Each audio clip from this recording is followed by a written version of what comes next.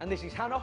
Come watch me mash these two right up with some power club training. The power club that we're going to be using today looks a little bit like, well, it looks very similar to this. In fact, it is this. We've got the barrel head of the club here, we've got the cone, and then we've got the neck of the club and the pommel down at the bottom end. Now, the thing is with a club, the reason that it's so different to any other sort of training medium is that the weight is situated right at the top end of the club. So the club's always trying to drift all over the place and sort of get away from you a little bit. Now, also, because we do these big sort of dynamic movements, with most sort of different types of weights that you'll use, the weight tends to sort of be trying to pull away and out through your grip, pulling your fingers open. Now, with power clubs, the weight's trying to pull this way, it's trying to pull out of your hand. So that's why it's always important to make sure that any sort of dynamic movements you're going to do, make sure that your grip's nice and strong, because you don't want to be letting go of one of these, because they'll go like a bullet out of a gun. Get it on. If you want to get started using power clubs, an important thing to think about is the weight that we're going to use. Now, the good thing about power clubs is we don't need to get tons and tons of different weights, because the difficulty is going to be increased the further our hand moves down towards the pommel of the club.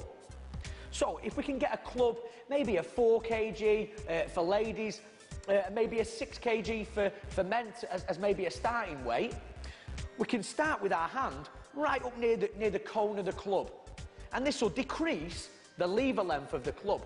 So it makes it a little easier. It's not as challenging on the wrist, on the elbow, and on the shoulder joint, and also the shoulder girdle. Now, as we sort of progress and we get a little bit better, we can just move our hands down the neck of the club in sort of small increments, and we can increase the lever length of the club, making it even more challenging for our bodies. Then after that, we progress a little bit more. We may want to invest in a slightly heavier club. And as you can see, we've all got a little bit of chalk on our hands so that we don't let go of a club and kill Hannah or kill Rich, or even worse, they kill me. Now, the swipe combines the swing and a cast, an arm cast. Again, quite a challenging movement, really good for that force generation from the glutes, firing up the gluteals. But also, we're getting a real good range of motion at the shoulder joint as the arm comes over and behind the head.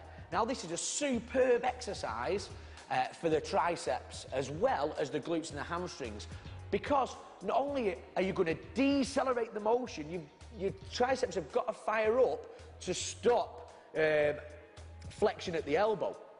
Then you're going to extend out of the movement, so you get a double whammy almost on the triceps. So ladies, if you're after shaking off them bingo wings, then power clubs are for you. Whenever we do power club training, another important piece of equipment, if you like, that we need is our chalk. We've got to make sure that we've got our chalk. Now, as we perform movements and we're using these big dynamic sort of circular type movements, we're going to find that we may get slightly sweaty palms. And this is where our chalk comes in.